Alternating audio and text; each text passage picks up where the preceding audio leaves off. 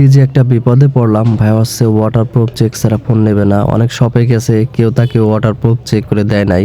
অবশেষে আমি রাজি হলাম তাকে ওয়াটারপ্রুফ চেক করে দেওয়ার জন্য। ভাই খুবই খুশি, কারণ সে ওয়াটারপ্রুফ চেক করে ফোন নিচ্ছে।